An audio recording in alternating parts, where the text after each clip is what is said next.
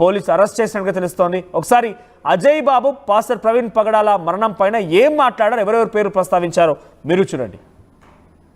ప్రవీణ్ పగడాల గారు ఒక normal person కాదు. ఆయన క్రైస్తవ సమాజం మొత్తానికి గొంతులాగా నిలబడినటువంటి వ్యక్తి. ఇప్పుడు ఏమంటున్నారు బయట అంటే 2027లో జమిలీ ఎన్నికలు జరగబోతున్నాయి కాబట్టి క్రైస్తవులకు సంబంధించినటువంటి తలల్ని తీసే కార్యక్రమాన్ని మొదలుపెట్టారు. అందులో భాగంగానే ప్రవీణ్ గారిని అడ్డు తప్పించారు. తర్వాత చాలా తలలు ఎగుస్తాయని బయట అంటున్నారు. డైరెక్ట్గా ఫేస్బుక్లో మెసేజ్ పెడుతున్నారు, నెక్స్ట్ అజయ్ గాడే అని. అందరూ బీజేపీ లీడర్స్ నెక్స్ట్ అజయ్ గాడే అని నా గురించి మెసేజ్లు పెడుతున్నారు. చావుకు నేను భయపడడం అది పెద్ద విషయం కాదు. నాకు సెక్యూరిటీ ఇవ్వమని కూడా పోలీసులను అడిగినాం. ప్రవీణ్ పగడాల గారు ఒక నార్మల్ పర్సన్ కాదు. ఆయన క్రైస్తవ సమాజం మొత్తానికి గొంతులాగా నిలబడినటువంటి వ్యక్తి. ఇప్పుడు ఏమంటున్నారు బయట అంటే 2027లో జమిలీ ఎన్నికలు జరగబోతున్నాయి కాబట్టి క్రైస్తవులకు సంబంధించినటువంటి తలల్ని తీసే కార్యక్రమాన్ని మొదలుపెట్టారు. అందులో భాగంగానే ప్రవీణ్ గారిని అడ్డు తప్పించారు. తర్వాత చాలా తలలు ఎగుస్తాయని బయట అంటున్నారు. డైరెక్ట్గా ఫేస్బుక్లో మెసేజ్ పెడుతున్నారు, నెక్స్ట్ అజయ్ గాడే అని. అందరూ బీజేపీ లీడర్స్ నెక్స్ట్ అజయ్ గాడే అని నా గురించి మెసేజ్లు పెడుతున్నా. చావుకు నేను భయపడడం అది పెద్ద విషయం కాదు. నాకు సెక్యూరిటీ ఇవ్వమని కూడా పోలీసులను అడిగినాం. దాదాపు ప్రతి పాస్టర్ గారు ప్రతి సంఘం ఈ వీడియోని చూస్తారు కాబట్టి పోస్ట్ మార్టం రిపోర్ట్ వచ్చాక నేను కూడా అందరిలాగా వచ్చిన ఒక్కడిని మాత్రమే, నేను వీళ్ళకి నాయకుడిని కాదు. ఇక్కడ చాలామంది పెద్ద నాయకులు ఉన్నారు.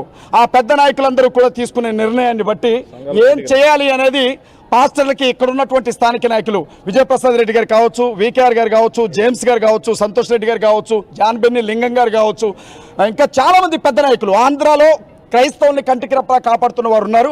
వారి నిర్ణయాన్ని బట్టి వారితో నడవడానికి నేను మా CMDF టీం కూడా సిద్ధంగా ఉంటామని తెలియజేస్తా ఉన్నా. ఆయన ఇప్పుడు బయలుదేరారని మీకు ప్రచారంగా తెలిసింది. అతను ప్రముఖ వ్యక్తి. ఆయనకి ఒంటరిగా బయలుదేరడానికి కారణాలు ఏంటి? ఎందుకు, ఏ సమయంలో, ఎక్కడ బయలుదేరని మీకు వచ్చిన సమాచారం? సార్, ఆయన విజయవాడ నుంచి రాజమండ్రికి వచ్చారు బుల్లెట్ మీద. వస్తున్నటువంటి దారిలోనే ఆ టోల్ గేట్కి ముందే ఆయన బండికి సంబంధించిన హెడ్ లైట్ని ఎవరో పగలగొట్టారో విషయం బయటికి రావాలి. అప్పటికే ఆయన తూలుతూ వస్తున్నట్లుగా చాలా స్పష్టంగా ఆ సీసీ ఫుటేజ్లో కనపడుతుంది. అసలు అంతకు ముందు ఏం జరిగిందో CCTV ఫుటేజ్ ఎందుకు చూపించట్లేదు నేను అడుగుతా ఉన్నా.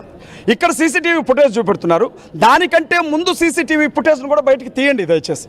ఏ పక్షపాతం లేదు కదా, మీరేమీ దాచాలి అనుకోవట్లేదు కదా, మీరెవరి ఒత్తిడికి లోన్ అవ్వట్లేదు కదా. ఓపెన్గా మీ బిడ్డ చనిపోయాడు అనుకోండి, పోలీసు అన్నలకి చేతులెత్తి దండం పెడతా ఉన్నా. మీ ఇంట్లోనే ఈ డెత్ జరిగింది అనుకోని న్యాయం చేయండి అంతే. ఒకవేళ ఇది నిజంగా యాక్సిడెంటా, చేతులు కట్టుకొని వెళ్ళిపోతాం, మా తలరాత అనుకుంటాం, తీసుకొని వెళ్ళిపోతాం. కానీ ఇది హత్యనా, అయితే లాభం కోసం చేశారా, కుట్రతో చేశారా, పగబెట్టుకొని చేశారా? రేపొద్దున వారి కుటుంబం, వారు ఇప్పుడు అమెరికా వెళ్ళిపోతామని అంటున్నారు. రేపు ఉదయం పూట బరియలు జరిగే అవకాశం ఉంది. ఆ కుటుంబాన్ని కూడా చంపుతామని వార్నింగ్ ఇస్తున్నారు. మీరు ఎలాంటి ప్రొటెక్షన్ ఇవ్వబోతున్నారు? ఇంతవరకు ఎవరినైనా మీరు అదుపులోకి తీసుకున్నారు అనుమతుల్ని? శివశక్తి కరుణాకర్ సుగ్గున పాస్టర్ గారు చనిపోయిన వెంటనే ప్రవీణ్ పగడాల గారు చచ్చిపోయాడు. వాడు చచ్చిపోయాడా, ఎవరు చంపారు, ఎందుకు చంపారని పోస్ట్ పెట్టాడు శివశక్తి కరుణాకర్ సుగ్గున. అనుమానితుల లిస్టులో వాడిని పెట్టారా?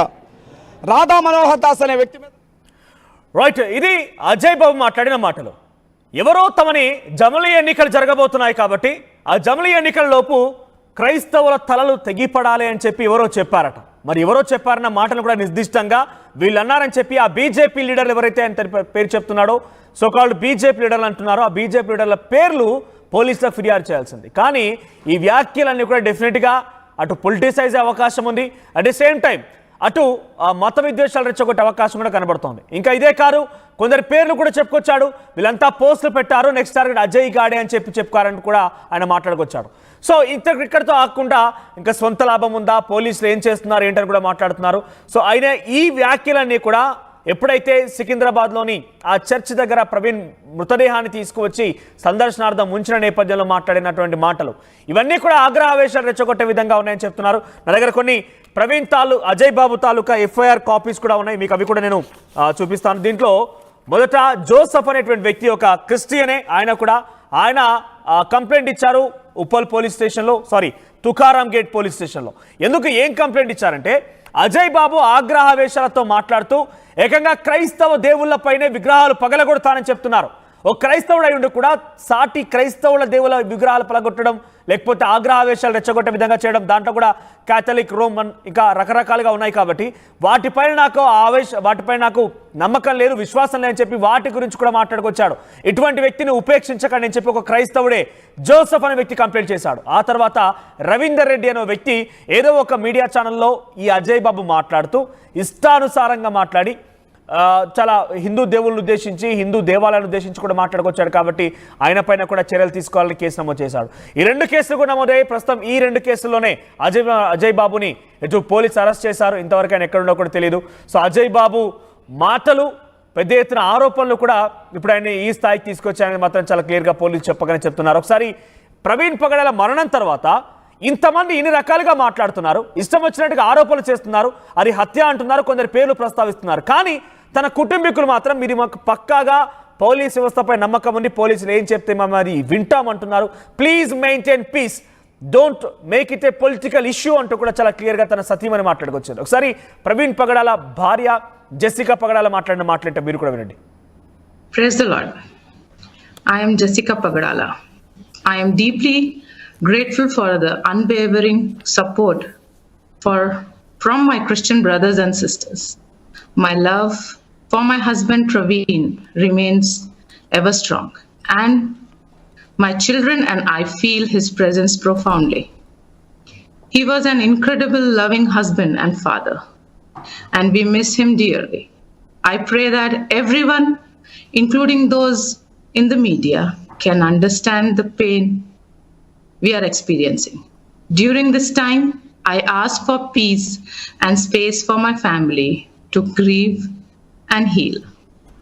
I urge all the Christians to live in harmony, spreading love, kindness, and peace as we are called to do.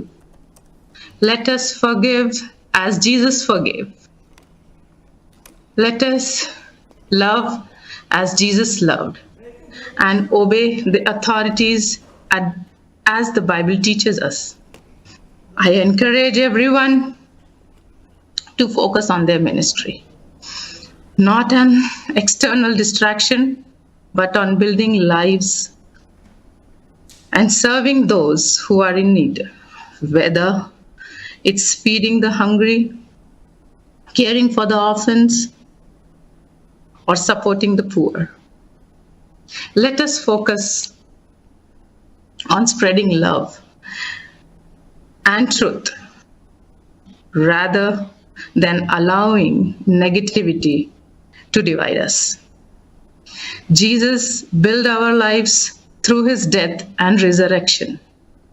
Let us follow his example, dedicating ourselves to building lives and with love, forgiveness, and faith, not hate. I request your cooperation during this investigation. Government was quick to order complete investigation, and we are gratefully thankful. We believe in the government investigation, and I urge, please do not disturb the religious harmony. As my husband Praveen never intended